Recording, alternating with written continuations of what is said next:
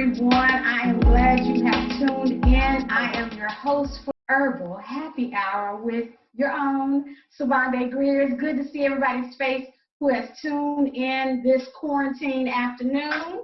How's everybody doing out there? Hey, Sobande. Hey, how you all doing? Who else do I have? I see Danielle. I see my cousin Adrian. Hey. Fluker. Hey, girl, how are you doing? Hey. Of course, our fabulous Gina Rutledge is on the line. My sister from another mister, Yana, is on. And for those of you who are signing on that I can't see, I'll be able to see you as soon as you pop up. So I don't know if anybody has any herbs in their kitchen or their garden that they are already preparing, or herbs that they have started from seeds in their home. But today I'm going to show you how to make a really tasty spring herbal drink, either a mocktail for some of you who don't like alcohol, or we can turn this into a really tasty cocktail with some good clear liquor. Well, I say it again, good clear liquor for those of you who can stand the rain. Let me do some housekeeping things first and get this out of the way so we can get to the fun. For those of you who are not familiar with my face or the name, I am Angelique Sobande Greer. I'm the visionary and founder of Sacred Waters Retreats for Women of Color and the NCB School of Herbalism and Holistic Health and the Afro-Botany Certification Immersion Program and Conference. All three of those platforms have been given to me by the divine creators. I am very thankful to have those three platforms that have inspired me to continue to do my work. This Herbal Happy Hour has been a long time coming.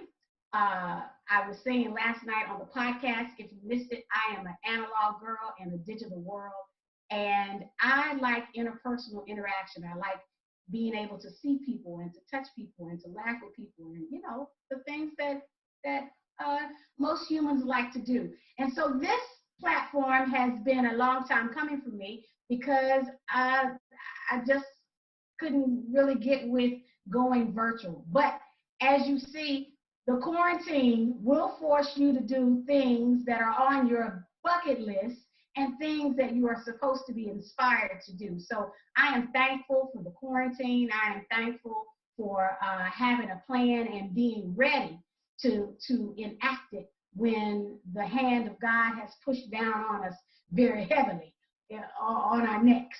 So I hope that you too are also being led and guided to do something that's on your list, things you've been holding back from, things that you've just been kicking around in the dirt, and maybe you just hem-hawing around about doing it. Now's the time. You got the time. You don't have any other excuse.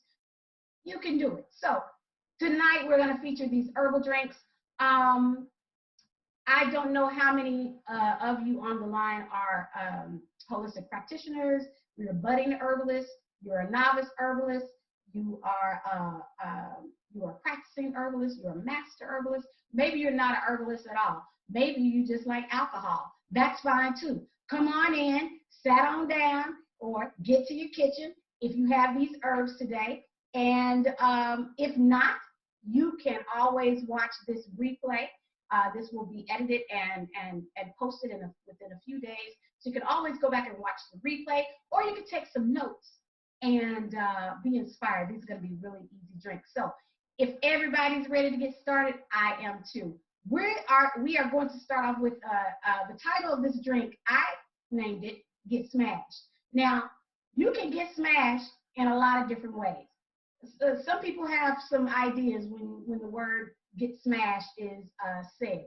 In college, if somebody said we're going to get smashed, you might have thought, maybe it was going to be some sexual escapades going on, get smashed.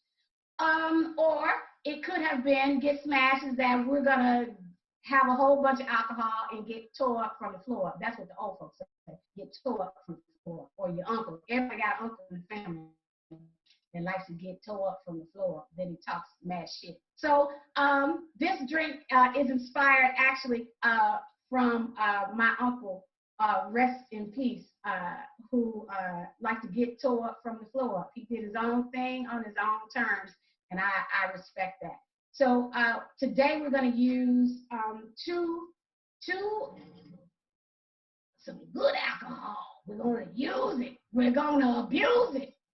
We're going to use vodka and gin. This one is the Amsterdam brand. I like this brand. I'm not generally a clear liquor drinker, but I can do these two within reason because they don't burn going down and they don't burn coming out. Get what I'm saying? So I can do both of these pretty well, and especially in a really good fluid mixed drink. So these two brands, Amsterdam, go down really well, and they mix real. I found that they really mix well with the herbs that we're going to use tonight. So you're going to have your vodka and your gin. For those of you who don't want to indulge in any alcohol, your beverage of choice would be soda water. That's going to be your fizzing, bubbly treat, your soda water. All right, so you're going to use soda water if you're not going to do alcohol. Of course, you want to have some fresh basil. This basil is from my garden. You want to have some fresh basil. And you want to have some fresh sage. Also, fresh sage, fresh basil. You've got your gin. You've got your vodka. And the best fruits with this recipe, or I'm going to actually do two recipes with you tonight. The best fruits that go with this are blueberries, fresh blueberries. I don't know if you can see those. Fresh blueberries. Raspberries, I could not find any fresh ones. I wanted to get frozen ones, but Spirit said no, fresh. You got to get fresh. You know, go high or go home. So I went home. So raspberries are the other delectable fruit that you can use in this. So you got your fresh blueberries. And then you also can mix pineapples. We're going to do pineapples. Now, I have taken the liberty of pre-soaking some, I don't know if you're going to get close, some pineapples and blueberries in alcohol already. So I've got one soaking in gin and one soaking in vodka. All right? So if I had my raspberries, I'd have those in here as well. You can pre-soak these. I particularly like fruits soaked in alcohol. It just makes the drink much better after the drink is gone. I am a slow drinker. As people say, you know, you like to babysit that glass, girl. You like to babysit that cup. Yeah, I like to babysit my cup, and I like it with fruit in the bottom because when I finish babysitting, I get tore up on the fruit at the bottom. So it is good if you want to pre-soak your fruit, you can. You don't necessarily have to. All right. So with that being said, let me cover this back up. Remember, for those of you who have just signed on, this is going to be replayed. This is being recorded, so you can get the recipe on the replay. We will also post the ingredients on our social media platforms, on IG, on Twitter, and Facebook. So this drink is called Get Smashed. Get Smashed, and we're using New Amsterdam brand gin and vodka. New Amsterdam brand gin and vodka. All right? So the first thing you want to do is you want to have a glass, and you want to make sure that you have a wide enough glass so that you can muddle your fruit at the bottom. Make sure it's a wide rim glass, something that you can either use a spoon to do some mashing, or you can actually use a mortar and pestle to do your mashing. But you want to muddle your sugar and your fruit at the bottom of the glass first. So what I'm going to do is do you want, Ken's doing our technology, y'all. So he's going to be drinking too. Would you like, he said, yeah. I couldn't even ask him what he wanted. He just said, yeah. So that means I'm going to get him drunk too. So what we're going to do is we're going to take some blueberries. We're going to put some blueberries at the bottom of our glass. You can be very generous. If you are a fruity, super fruity person, use as much as you want. And we're going to add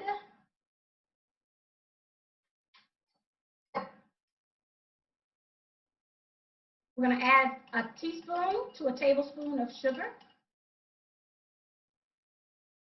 If you are diabetical, you don't want to add that much sugar. I don't want your diabetes flaring up while you're on this quarantine, talking about, oh, Sobande gave me the recipe and my sugar went up. Now I got to take this pill. Somebody go get me my pills and my medicine off the dresser in the back room. Don't be saying that. Don't use my name when your diabetes flares up. So go lightly on your sugar. Self-moderation is always the key when you're exposing yourself to alcoholic beverages. All right? All right. So we're going with the sugar in the bottom of the glass, and we're going to muddle. We're going to muddle that down. I'm just using a spoon. These blueberries, of course, are very soft, and you want to make sure that the blueberries that you get are ripe, but they're not, on their way out. Well, they could, because that just says that they're fermenting. That actually could be pretty good in a drink. So you want to muddle your blueberries and your sugar together. And once you get that muddled in your glasses, you want to add either or, depending on your taste, lime juice or lemon juice. All right, so this first one is muddled, and it should look like, mixed with the sugar, it should look a little syrupy. Hope you can see that. It should look a little syrupy. See that? All right, so that's muddled. I'm going to muddle the second glass.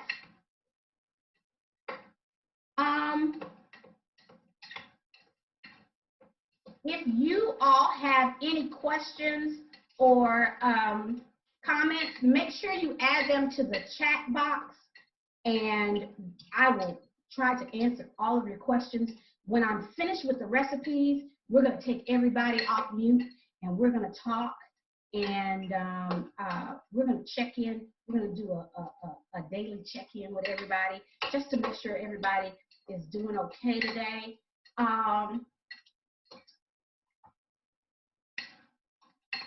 Now, this has been muddled. Now, the next step in this process is to add your herbs. So, I'm gonna do 1 glass with basil, and I'm gonna do 1 glass with sage, and then whichever one he wants, or he can have it. We can just switch. They're both pretty good. Take your basil, and you can just simply tear her very easily. Place her in the glass. I did about 4 or 5 basil leaves. This is also sweet basil, by the way. I have not tried Thai basil in this drink. I'm wondering how it would actually taste. I'm going to actually have to get some Thai basil and see how this is going to go in that drink. And then sage. I'm going to tear off the stems. Someone asked if it was okay to use sage from the grocery store, over in the cooking section. Sure it is. It's still edible. Make sure you wash it off, of course, if it's not coming fresh from your garden. And I just used 2 small sage leaves, and I'm kind of tearing this off kind of small. Some people don't like to taste leaves in their drinks, but those leaves are definitely beneficial. Now, I'm going to go back to the process of muddling. And what this is going to do, this is going to break down the cellular wall of the plant. It's going to open it up, 1, releasing oxygen, and 2, allowing the medicinal properties of the herbs to seep into the sugar and fruit mixture.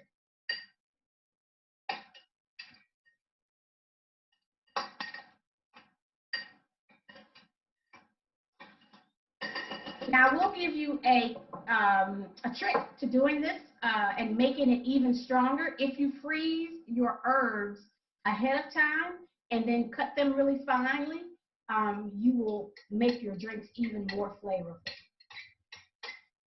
I'm going to do the sage. The sage is in the G glass for Greer. So my husband will get this one. And if he doesn't like it, he can switch and I'll take the other one. And then we've got the basil in the A glass. All right, so we've got this muddled and stirred up. I'm going to show you both glasses here in a second.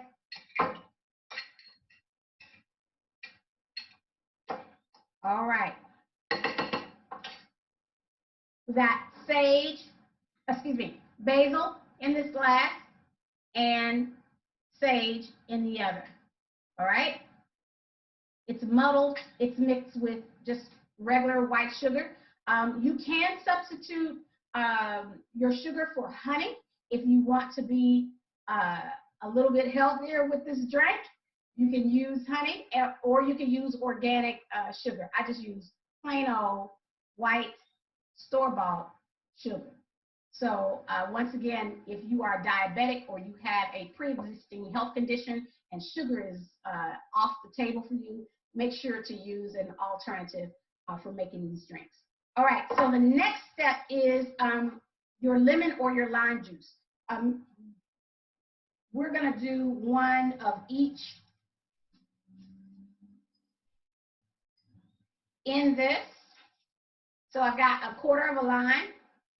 Thank you to my sister Brandy, who had limes in her kitchen, and she was able to give me some because a sister was not going to the grocery store for limes today. So I want to thank Brandy for her limes. You have donated to a very worthy cause. So I'm going to squeeze lime juice in this first glass that has our basil. You don't have to use fresh limes. You can use, the bottled lime juice or the little lime, the little lime thing that comes at the grocery store. You can use that if you want to. There's always an alternative to what you want to use. And then we're going to put lemon into the sage one.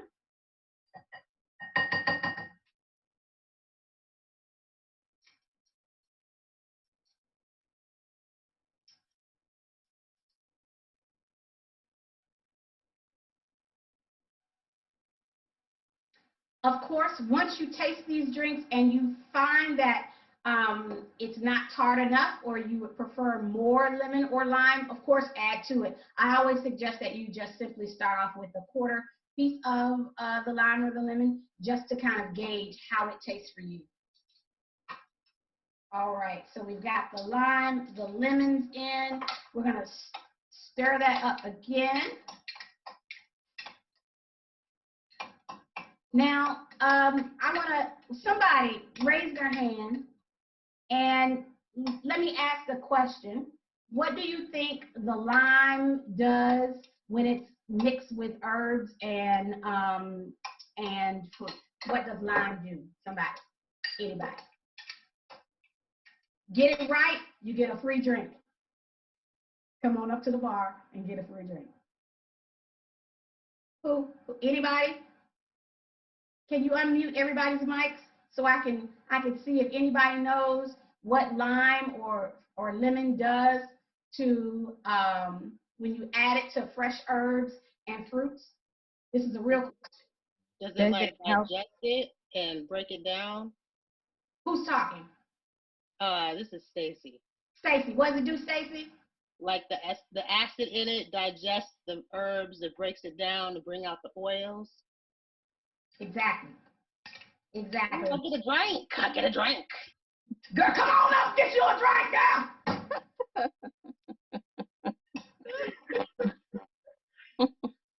Come on up and get you a drink. That's exactly right. It breaks down the oils by adding it to the herbs. Whenever you add, lemon to your herbs, it helps to break down the cellular wall of the plant, and also the essential oils of the citrus comes into play. It also acts as a really good preservative too. This actually is a really good start if you were going to do a homemade cough syrup. This is a really good start to the beginning making of a homemade cough syrup. There are a few other steps, but this is a good way to start a homemade cough syrup. Sometimes my great-grandmother would use this alone and pour this over an onion, and that would be sat out for 24 hours in the middle of the kitchen table, and go back the next day, and the bowl would be dissolved, and it would be a thick syrup. And of course, no one really wants to have a spoonful of onion syrup, so she would, often add a fruit or a berry to it to break it down and to make it taste okay. So when you talk about real cherry cough syrup, real raspberry cough syrup, this is the finding start of the process of that. All right, so we've done that, and now our mixture is even more juicier. I like a little juice. I like it when it's juicy. All right. You know what I forgot? I forgot ice. So I'm gonna send somebody on the store run. Store, meaning my refrigerator. You all know where I'm quarantined. We're not going out for ice. Gotta keep your spirits high though. Going on an ice run. So just hold on. Commercial break. We'll be right back.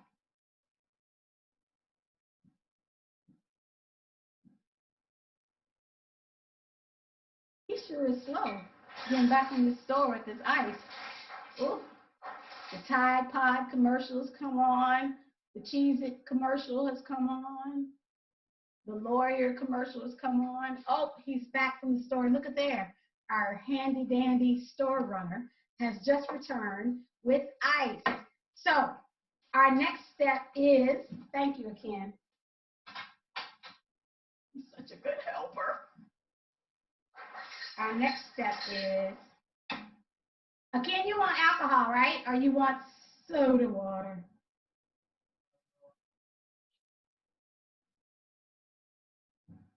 We're going to get him tipsy tonight. Maybe I can take advantage of it. All right. He wants alcohol. All right. So our next step is we're going to add a shot of vodka. Now, listen. Some people's shots are a lot larger than other people's shots. I've been in places where this was a shot, right? Back up, back up. I don't want to pass out on the floor, all right? I particularly like to use an actual shot measurer.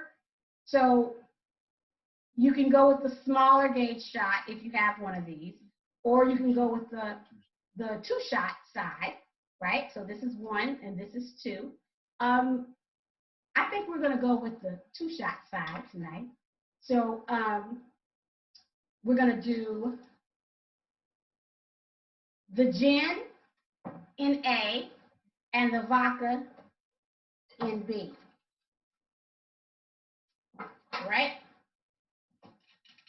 So I'm going to move this water and move this. So you all can see. We're going to have two shots.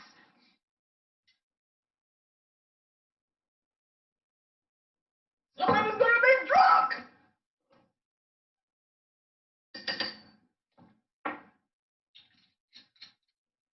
he's a Q. He can get drunk. He can, you know. If you drink oil, you can handle this drink. That's what I'm saying. Y'all, somebody help me in the back. Somebody in the back help me. If you're married to a Q, you know they can handle their drink. And we're gonna go 2 shots of vodka on this side.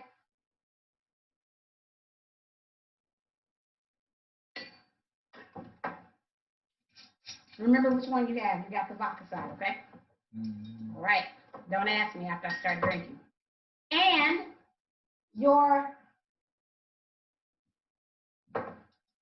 addition to this is fresh pineapple juice.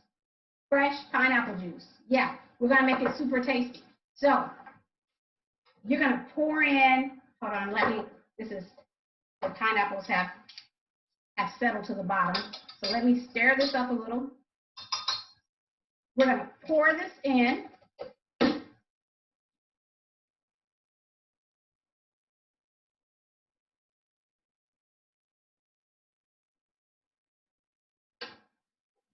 The recipe I normally use is a 1/4 cup of pineapple juice. So you can add as little or as much as you need. Then we're gonna stir that again.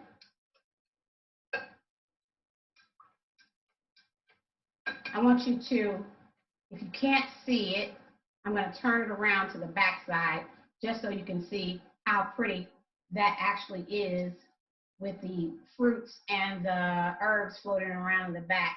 I'm gonna keep it like that. Okay, and then your next step is to add your ice. You can do crushed ice. I prefer whole ice cubes just because it settles better. If you want to make it like a daiquiri, or you can do it frozen with crushed ice.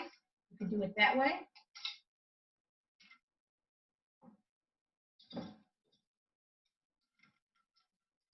And I like to top it off with another fresh piece of the actual herb just on top.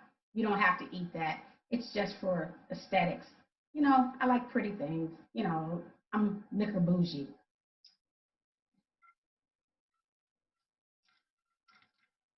All right. Take everyone off of mute for me.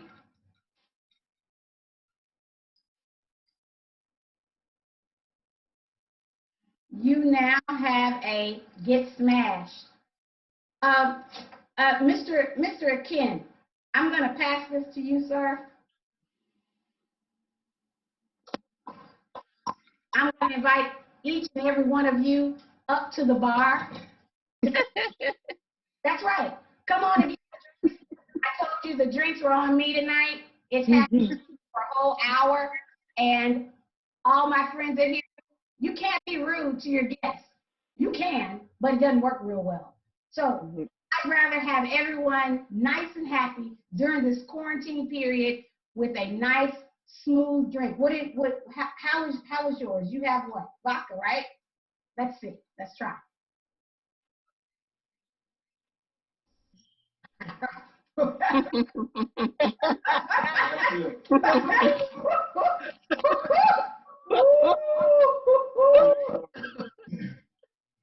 Make it look tingly. Okay, so cheers. Cheers. Cheers, cheers, cheers. Now, my husband said his could be a little stronger. Didn't I tell you? I told you about it. I did not tell you about it. I told you. Didn't I tell you? If you had mega oil, this is just like a walk in the park. Right. I will say this. This is not supposed to be a drink that really puts you on your butt immediately. You're supposed to be able to have 3 or 4 of these and then be on your butt. So it's a smooth, light, refreshing drink. The lime or the lemon definitely makes it, it uplifts and gives the herbs a certain note that, you just feel, it feels fresh. It feels fresh in your mouth. during the month of April, there's going to be another drink that's going to be on the menu that has cilantro and habaneros in it. So if you like a little spicy cool, that drink's definitely going to be for you.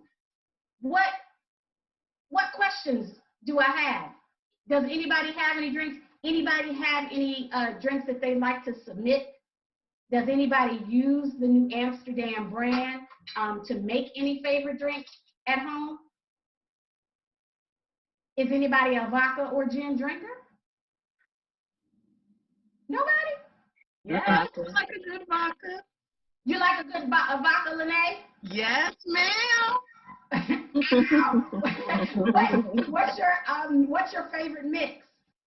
Yeah, so my friend, he has his own brand. I'm gonna have to run downstairs and see what the brand is. But yeah, so that's what I've been supporting and is sipping on his. I'm gonna grab that and come back up a little later. Go get it so we can see what it is. I'd love to be able to get it. You can get it in Nashville? You know, I would have to check. Now that all this is a little crack, I don't know. Okay. All right. Anybody else vodka or a gin drinker? And give me your best recipe. What do you like yours mixed with? And have you ever tried herbs? Has anybody ever tried herbs in their alcohol? Outside of mint. We're talking mojito. Outside of a mojito. Anyone? Adrian? No, I never tried it before. Yana? No, not outside of a mojito. Okay. Rayma? No, I have not. Come on, y'all. Look, With the know what blender. you making, Rayma. What I'm making? Uh-huh. He can see. Oh. With the blender. Some body butter. She's making body butter, baby. Unless you want to lick that off of me. So Sobande, when do you add those other fruits, or is that just for tasting afterwards? Those fruits that's been marinated? Yeah, you can add these. Oh, look, he wants some. Greedy for no reason. So he says the sage tastes really good in this particular drink. Wow. The sage tastes really, really good in this drink, he said. So you had vodka, so I don't want to mix. Try not to mix your alcohols. You know they say clear stuff makes you sin, and gin is one of them. So I wouldn't advise that you mix them. Well, but you're home. You're in quarantine. Mix them all. No, don't do that. Don't do that. Don't do that. Because then that would be detrimental. Your heart palpitations. Then Sobande said, we was on the Herbal Happy Hour, and she said you can mix your alcohol. And then there you go. I got a lawsuit. Well, I was mistaken. I've got my mixes. This is the wrong clear. So for clear, this is the brand I use for vodka. It's Rika. Okay. Yeah, so that's that one. But the brand my friend owns is tequila. So honor. Can you put that in the chat for me? I will. So these are the two that he owns. But yes, and they are delicious.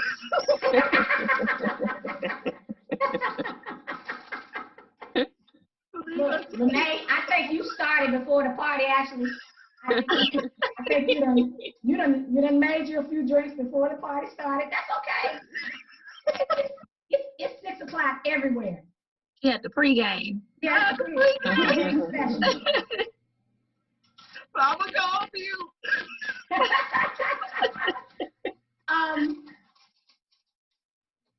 So give me some favorites. Give me your drink favorites. Somebody throw out their drink favorites. Who's the fruity people? Me. Danielle, what's your favorite? I don't really have a favorite because I don't really know what they're called. I just tell somebody, give me something fruity, whatever it is that you recommend. I want to try that. Okay. All right. Who else is a fruity person? Me. What you like? I like tequila sunrise.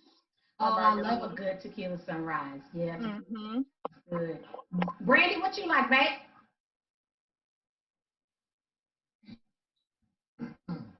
Brandy, where you at? No, no hablo inglés. This heifer said, no, no. You, Brandy, what you like to drink? Anything I'm drinking? Huh?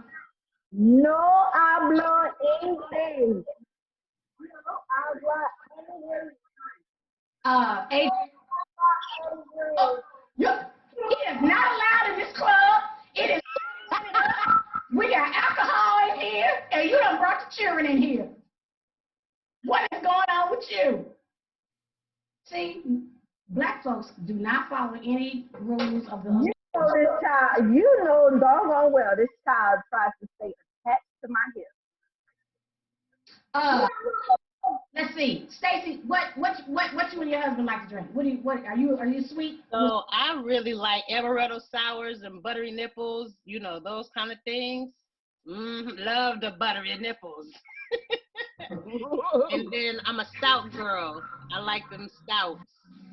Okay, you like the stouts. Ooh, Stacy. Ladies, I got a story about a buttery nipple. I had never had one before, and I had one at my class reunion about, I don't know, Tammy, has it been, I don't know, I think it's been 20 years ago at our, 20 years ago. No, maybe 15 years ago. And they gave me a buttery nipple. And I had another one.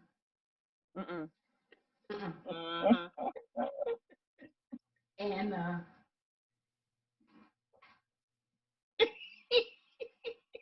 what they said was that I got up on the stage and was doing a live Tina Turner rendition.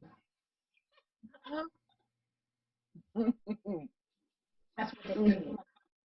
And then they said they took me to the Denny's afterwards, you know, to get some grease in my system. And my face was just down in the plate the whole time. But that's a story for another time. That's what they said. That's what they said. Now, I don't believe it. They ain't got no proof. Well, they got a few pictures, but you know. So, butter nipples, I try to stay away from those things. Obviously, they were pretty good, and two really just did me in. So, what's in it? I haven't heard a lot of people talk about buttery nipples. What you say, Yamla? What's in it? I have no idea. Stacy, you know? It's it's like a butterscotch schnapps, Goldschlager. It's all these like really sloppy schnapps, and it's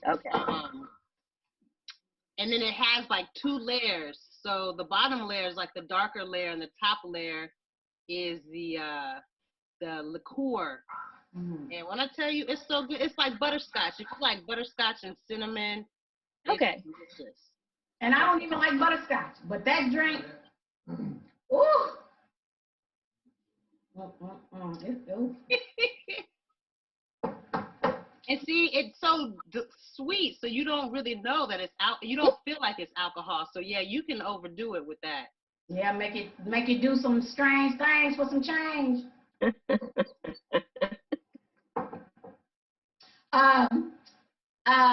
What about now? My favorite drink actually is rum and coke. Rum and coke. I prefer Costa Rican rum or Cuban rum. I like a really good rum and coke.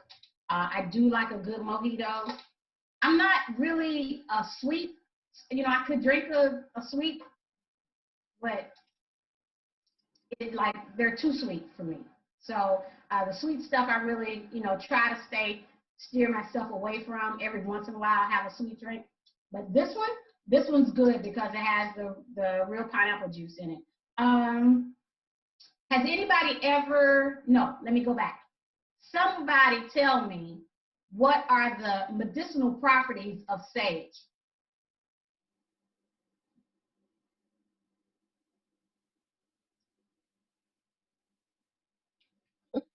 You get a free drink. Medicinal properties of sage. Come on, y'all. These are common herbs. We got to know these herbs. We got to know these basic ones. So I'm gonna just guess. Is it like anything to do with like removal of parasites or anything like that? No, I'm just guessing. No, but you know, Okay. microbials kind of, but not heavily. Go ahead and Google it, y'all.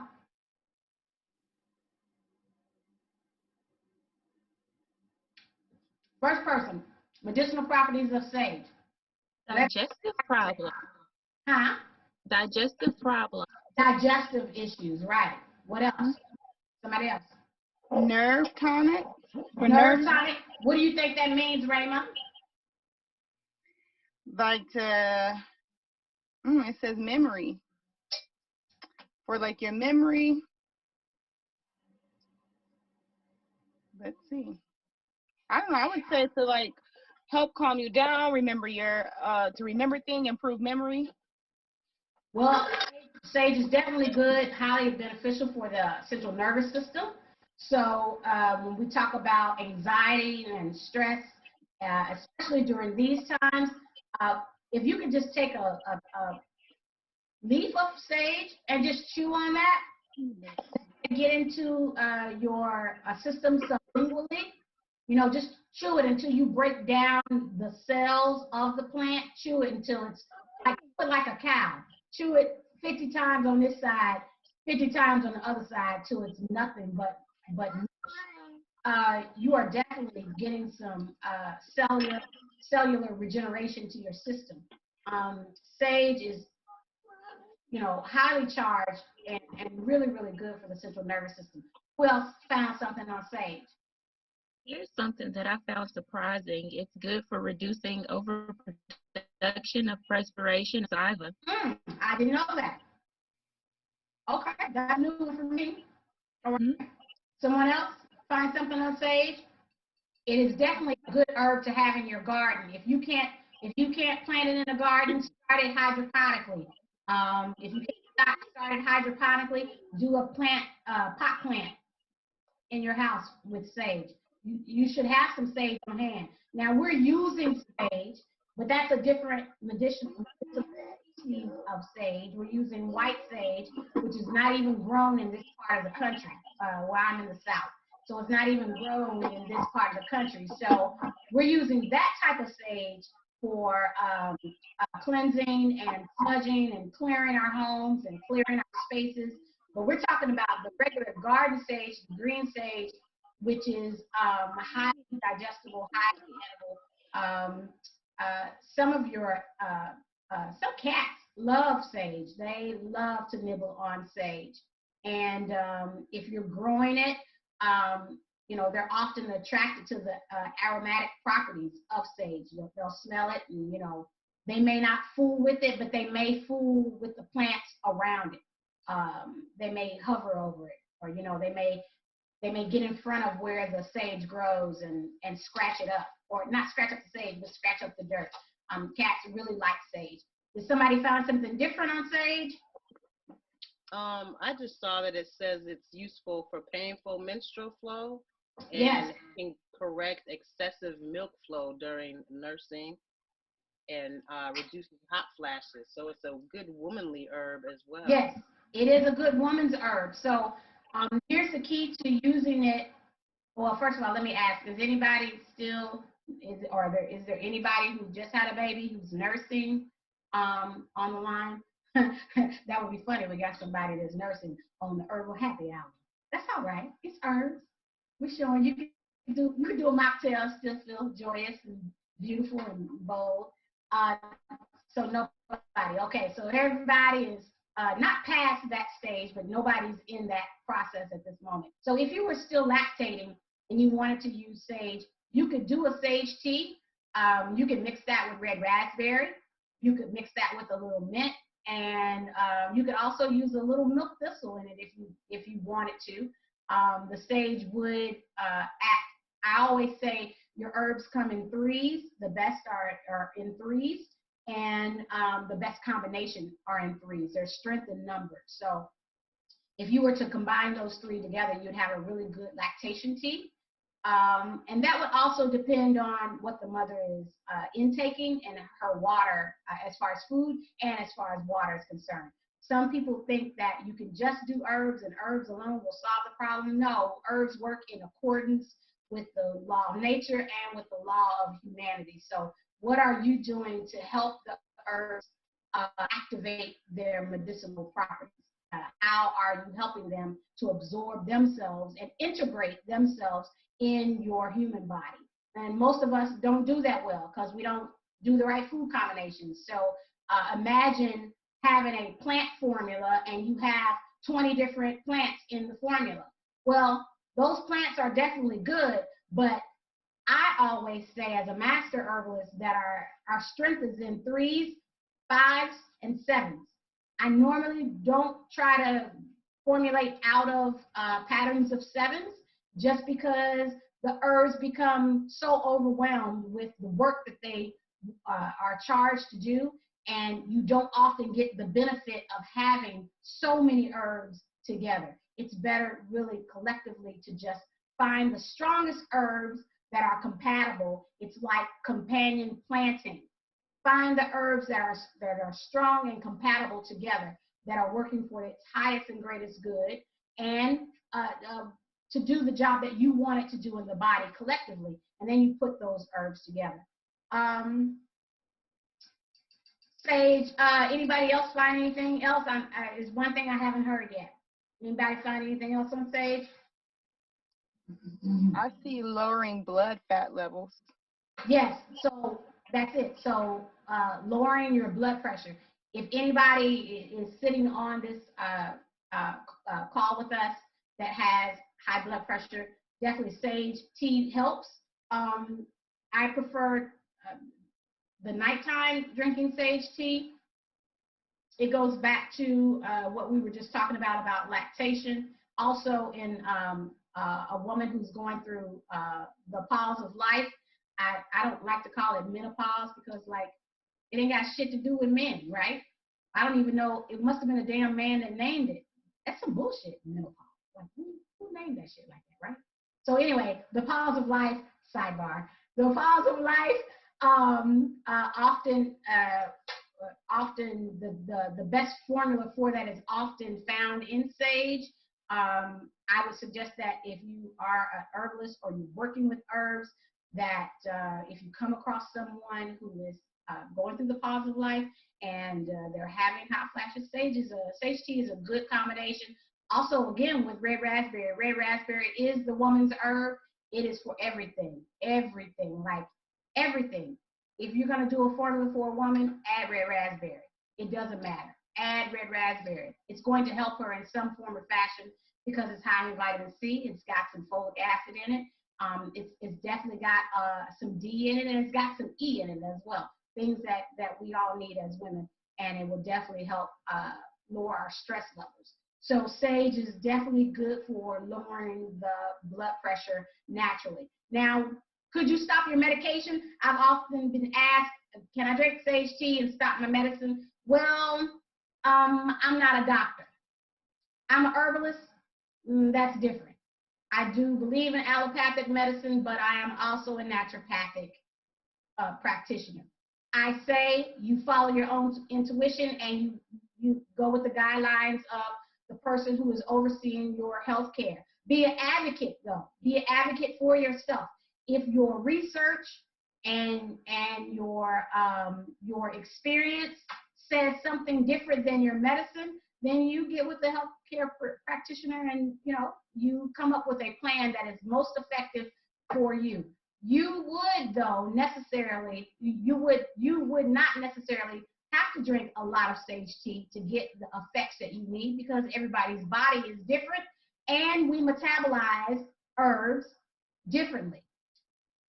That all, again, depends on how you're living. Are you in right accordance? Are you living in accordance with the laws of food? And, all those things come into play when you're working with plants and especially herbs for the body.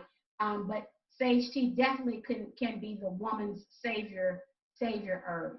Was there anything else with sage that anybody wanted to say that they found interesting? I see that it improves blood sugar control. Hmm, Oh, that's new for me. that's new for me. Hmm. I wonder how that works. That would mean that sage would have to work in conjunction with the pancreas, right? And it would have to work in conjunction with the gallbladder to effectively lower blood sugar levels, which would mean diabetics may have a chance if they were to just simply consume 2 cups of hot sage tea a day. Maybe they could change their blood sugar levels, bring them into balance. That would be a good apprentice study for someone if they were studying herbalism to look at the benefits of sage on diabetes. That's a good one. I may have to check into that one. So less sugar and more sage and get smashed for diabetics. Look at there. There's a commercial. Ting ting. Ting ting. All right. You know what I didn't say though? Let's go back. So if you didn't want to add the alcohol, remember you can go back and use the soda water. I forgot to say that because I like the alcohol. You can substitute the alcohol shot for your soda water and add the pineapple juice to that. So you'll get a fizz.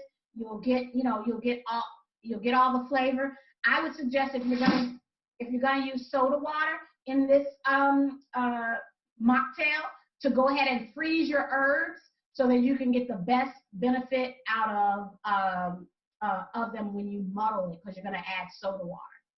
Go ahead and freeze your herbs the night before so that you can get the best benefit when you pour in your soda water. Not a lot of people like soda water, but soda water is actually really, really good in making an herbal mocktail. It's my favorite go-to when I don't want to use alcohol, but I do want to have, a cute little bougie little herbal drink. This is also good if you're entertaining.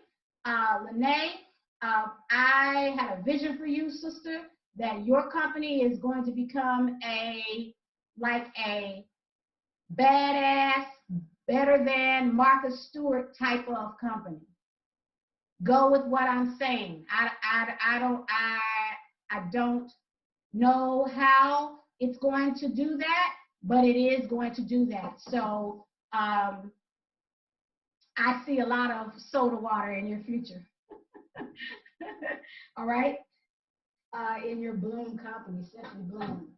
All right, so let's look at the next herb, which was basil.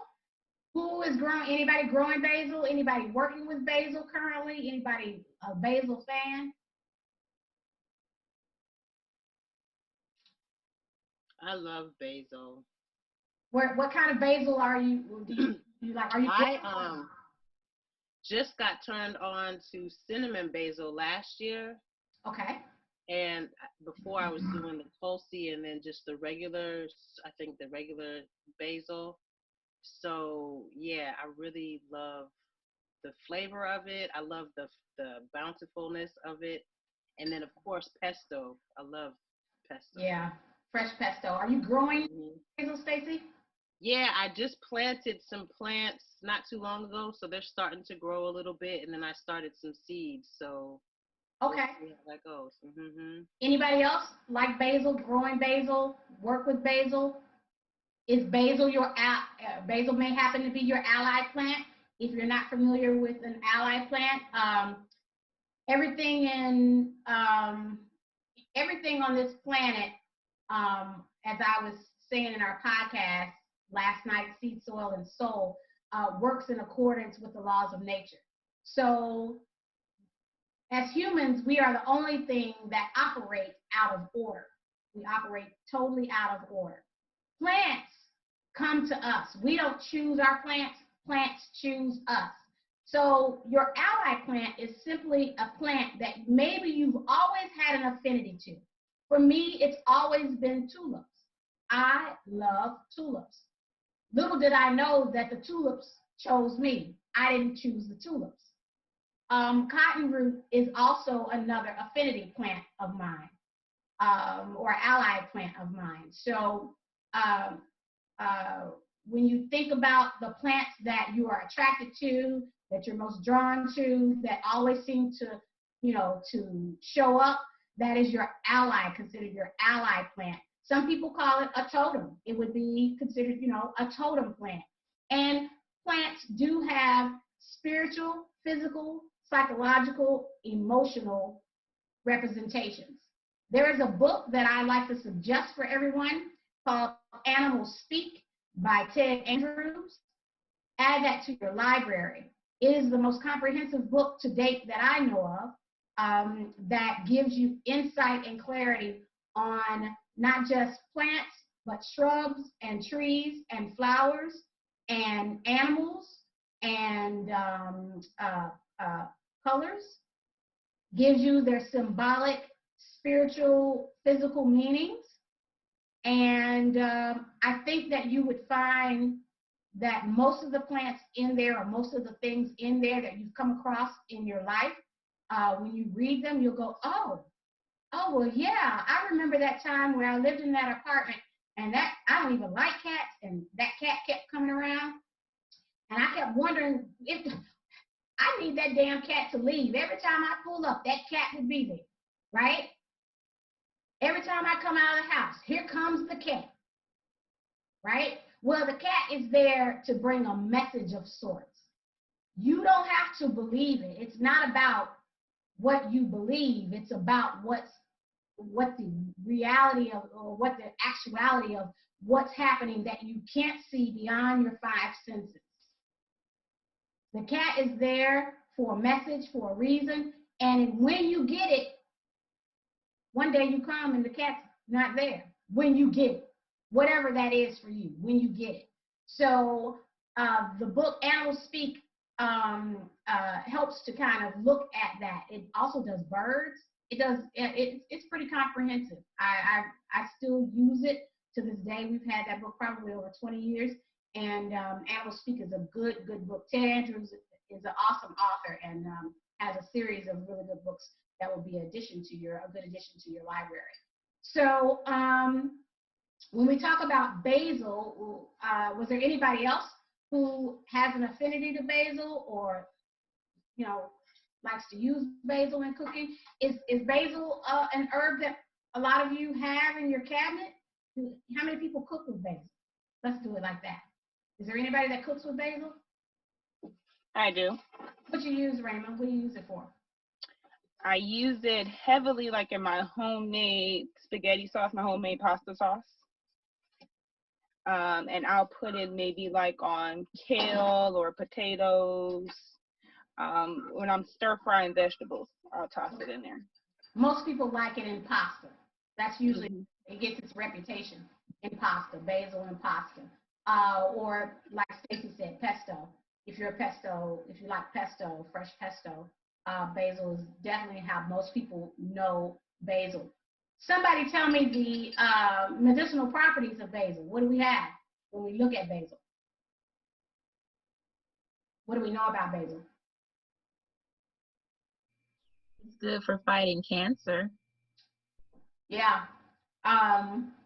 Studies have shown over the last 40 years that cancer cells and basil don't get along, or cancer cells don't get along with basil.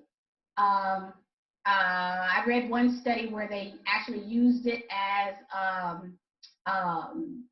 they used it in its essential oil form against cancer cells in a petri dish in rats, and they had some success. I don't know what the studies are now showing with using basil in human test trials, but basil is definitely the cancer cells do not like basil. So let's think about this then. If you had a diagnosis of cancer, think about what you would have to consume on a level using basil, along with other holistic and allopathic modalities, to be able to reset the cells of the body so that the basil would actually, the oil, and that's really what we're looking at, the oil from the basil would actually heal those cells and destroy the cancer. when we look at herbs, you have to always look at how am I currently living? How am I currently eating? What am I currently thinking? And how am I currently feeling? And how is this plant going to integrate itself within my body? A lot of us just randomly take a lot of supplements. We randomly do a lot of things without finding out if that is what we're supposed to do. Is anybody familiar with the art of kinesiology? Anybody familiar with the art of kinesiology? Where you take an item, you're in the grocery store and you pick up a bottle of, let's say you pick up some cheese and you want to know if this cheese is right for you. You take the cheese and you hold it right here underneath your sternum, right? And some people do it in different ways. You can, if someone's with you, you can ask them to muscle test you. Kinesiology is about muscle testing, to muscle test you. Your body never lies. You would stick out your arm, and you could do it before you do the cheese. You could ask yourself, a question. If your arm goes down, right, that means your body's weak. If your arm stays rigid, it means your body's strong. So you take that product, you put that product underneath your sternum, and you ask the question, is this cheese right for me? And the person tries to push down on your arm. I don't care how strong you think you are. You think this is a mental art. It's not. The body will not lie. You ask yourself, is this cheese for me? Your arm will give away if the cheese is not for you. If that cheese is okay for your body at that time, your arm will stay. Your muscles will lock in place and stay rigid. Look it up. It's called muscle testing, kinesiology. It's an old art, an old tradition, but it works. It works. Kinesiology works. Muscle testing works. So you can actually test yourself for the herbs and the supplements that are right for you, for the foods that are right for you. It doesn't take rocket scientists to figure this out. We've got a lot of knowledge now. We've been to college, some of us haven't. Usually it's the ones that haven't that have the most knowledge. So it's always wise to be able to see how these different modalities work together, because every plant that's here is not for your consumption. Doesn't mean the plant isn't good. It just means that the plant may not be for you in that season at that time. And we have to be able to distinguish whether those plants are in order or in alignment with what it is that we need for our bodies and our health to promote good health. What did somebody find on basil? Another health property for basil? Digestion. Digestion, yeah. Do you think it is better than sage, or do you know? I don't know. I'm going to say that sage is better. Sage is better. I think it'll work good with sage.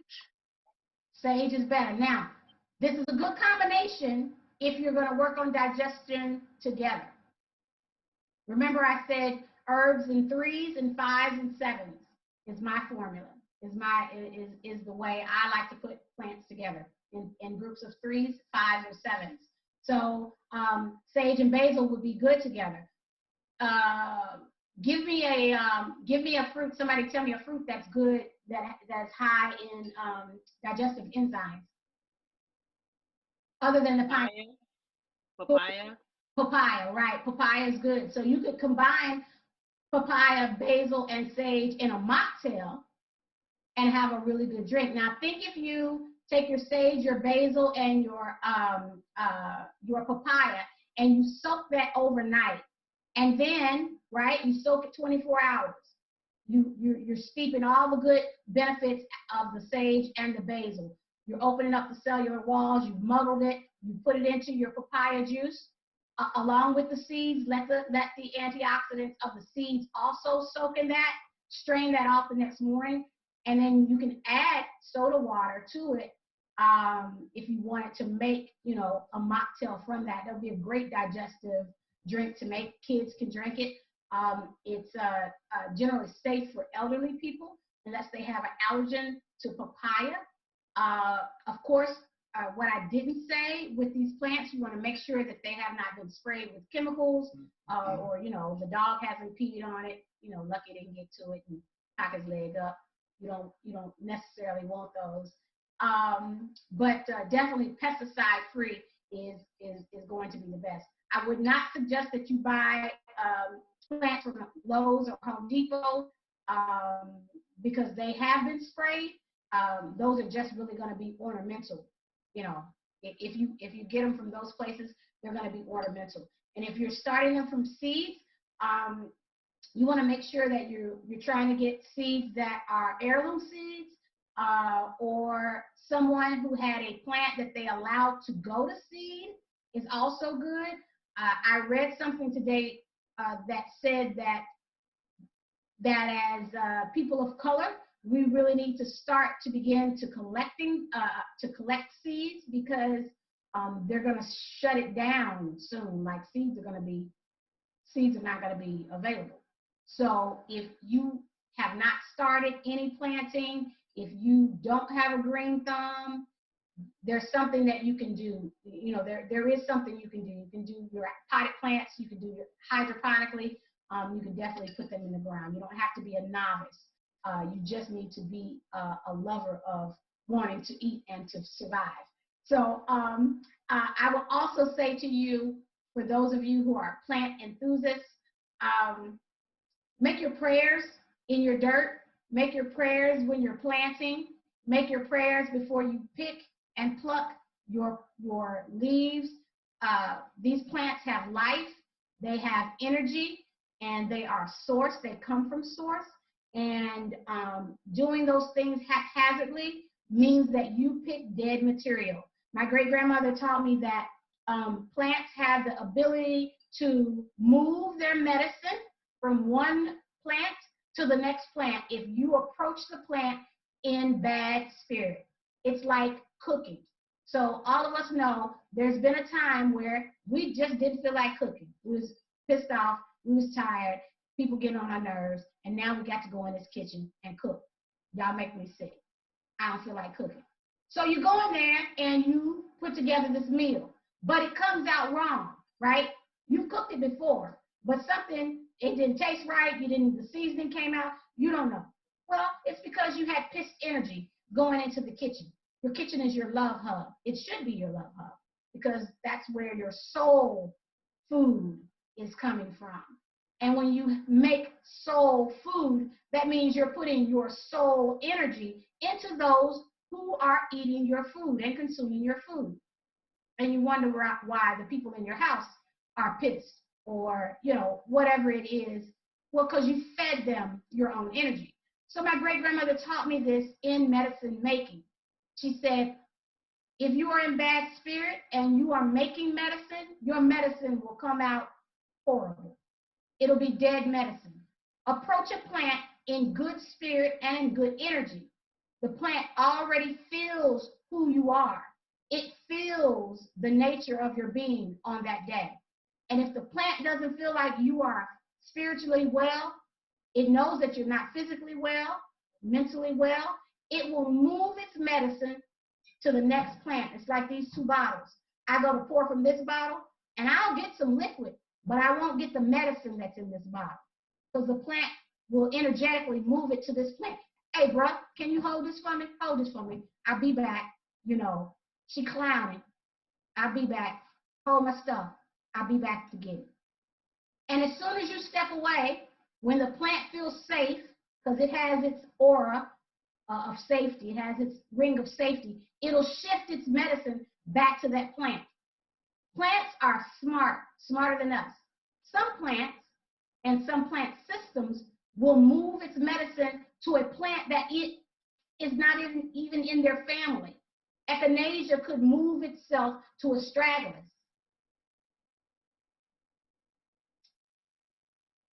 That's amazing that a plant could move its medicine to another plant that's not even in the same genus or species.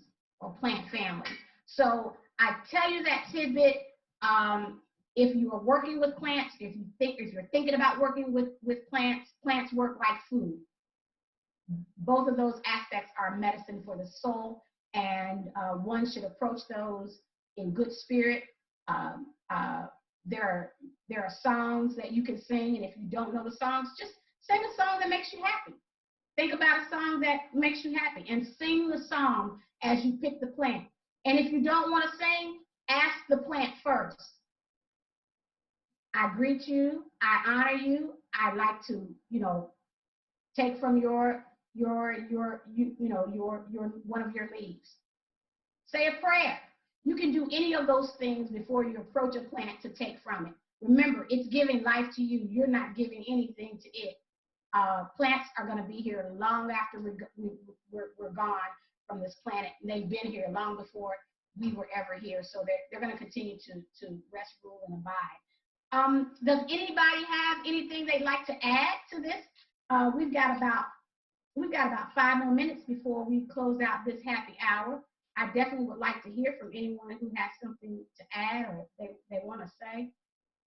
I do have something. Oh. Say it again.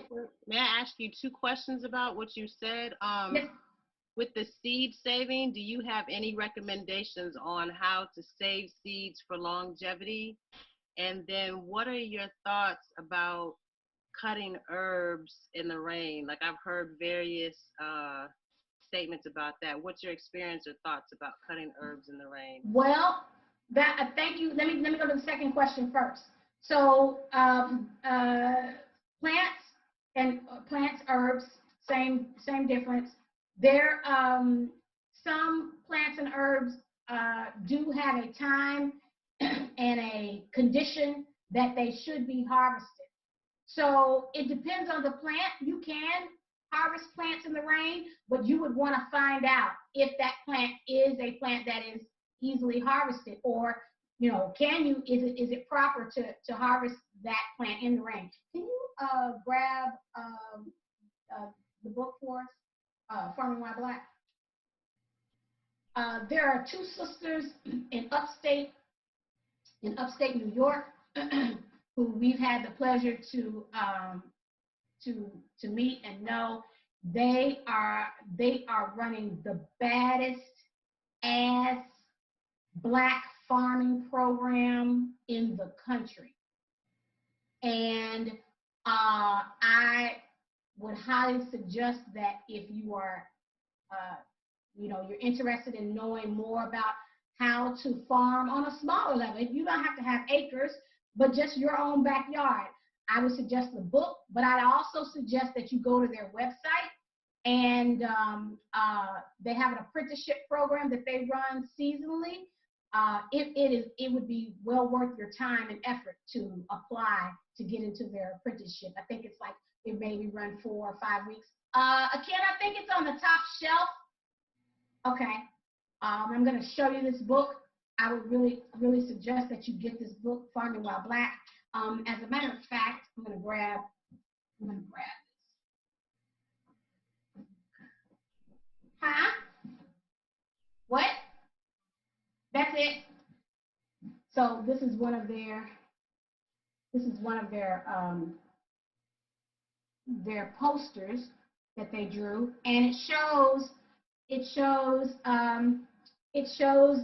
this brown black sister down at the bottom getting her hair braided, and they're braiding black-eyed peas into her braids. I don't know if you can see that. They're braiding black-eyed peas, and it's just showing the history of farming as Black people, and it says, "We are descendants of futurists, carrying on the legacy of our ancestral grandmothers who braided seeds in their hair before boarding the transatlantic slave ships, believing against odds in a future of sovereignty on land." They are really teaching Black and brown people how to get back to the earth. A lot of us have gotten away from learning how to grow our own food, and it's going to be really important because these stores, there's nothing to say that these stores are going to stay open, and We don't know how to can. We don't know how to grow anything. We depend largely on the system when the system doesn't care about us. So here's the book, Farming While Black. I would suggest that you get this book. And then the website for them is Soul, as in Soul Fire Farm. Soul Fire Farm. Google Soul Fire Farm, and they just really teach about liberation, Black liberation in dirt, how to liberate yourself in the dirt of the land. So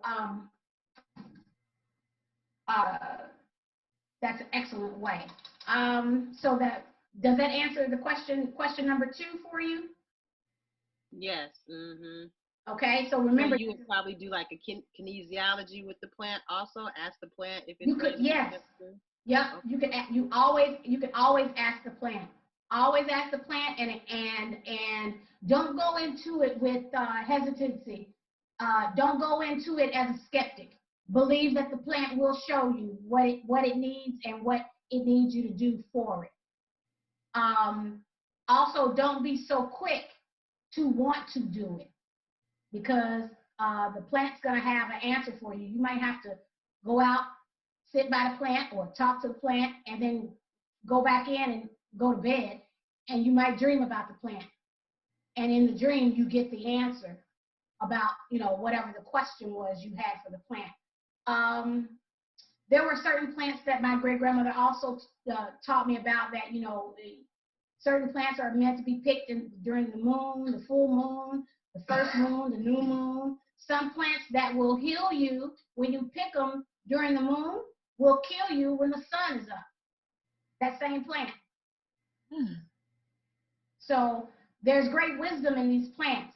You just have to know how to communicate with them, and that's a lifelong process. So can't be too anxious about the method or the methodology that you use in learning about plants. Start basic though. Start basic, and that's why this is the other reason this Herbal Happy Hour came out of this. It's not just about us making these drinks. It's about just applying some common knowledge to some of the plants that you hear about, that you use in your kitchen all the time, or maybe you don't use them, but hopefully it'll help you a little bit. You'll be more inclined to do a little bit of research. Now, what was the first question, Stacey? What was that again? The best way to save seeds long term. Or not the best way, but what recommendations do you have for saving seed long term? So that I'm not abreast of, but what I would suggest is go to on Facebook, Bugs. Look up Bugs, is Black People Agriculture, Urban Gardening. Bugs, BUGS.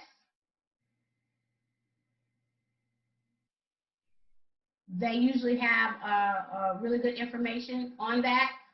Also, too, I'm sure Farming While Black. I've started the book. I have not finished it, so I have not gotten to the portion where it talks about seed cultivation or seed saving. So those are 2 good resources for that, because you got to know how to save them, so that they don't go bad. That's a great question. Does anybody else have a question? Well, I don't have a question. I just wanted to recommend this book, The Secret Life of Plants. I went and got it for people that can't. Stacey said the same thing in the comments, but I just wanted to show you all what it looks like. It's a great book. And it tells you everything that Sobande just said. Yeah, Secret Life of Plants. That's an old book. That's an old. That's a good book. I haven't been able to finish it because of my studies, but I plan to. Okay. Well, look, it's quarantine time. Yeah. So drink a little, read a little more, study some. A little. Read a little more. You got plenty of time. The Secret Life of Plants. That's a good one. Anybody else? Any suggestions or any questions? They don't have to be plant related. Do you have any questions on anything before we get out of here? No? No? Thank you very much for your time. I really enjoyed it. It was Well, very inventive and fun. I almost can't yeah. wait Well, we need to break up the monotony of this day-to-day thing. And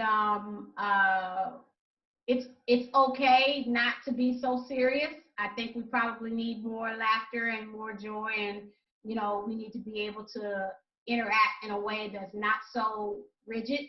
I'm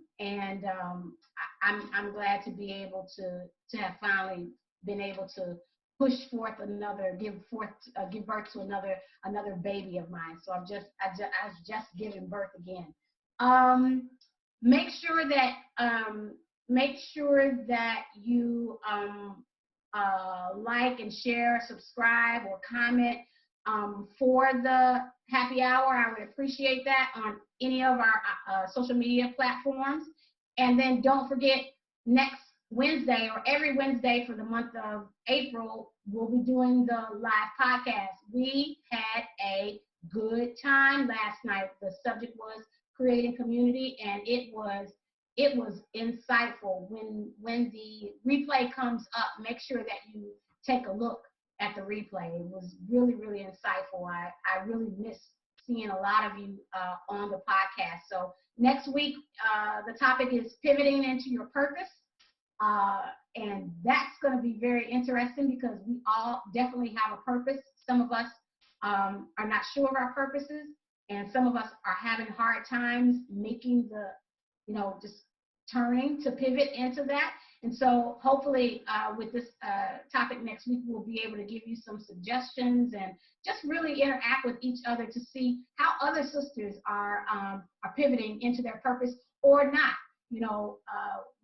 One sister maybe can help another sister pivot into their purpose. So you never know what's going to come out of our community meetings. 1 second. Yes, sir. Did you say something? Oh, I'm sorry. Okay, I thought he said something. If there isn't anything else, I would like to thank each and every one of you. Make your drinks. Let's do a challenge. Make your drink from tonight's recipe and post it. Post it to our IG page or our Facebook page. So we have Sacred Waters Retreat regular page. We have the Sacred Waters alumni page, and then we have Sacred Waters on Instagram. Also, you can post it to the Natural Choices Botanica School of Herbalism IG page or Facebook page. And then we have the Afro-Botany Immersion. You can post it to any three of those platforms. Make your drink, post your pic, and let us know how the drink tasted to you. In the meantime, I hope to see you next Thursday at 6 p.m. Central Standard Time for our Herbal Happy Hour. I appreciate each of you. Don't quarantine by yourself. Learn something while you're drinking, and learn something about yourself that you didn't know, and then share that with the world. Remember, compassion and love is the two things that we have an abundance of, and this is a great time to show how you can explore it. I love y'all. Bye. Toast it.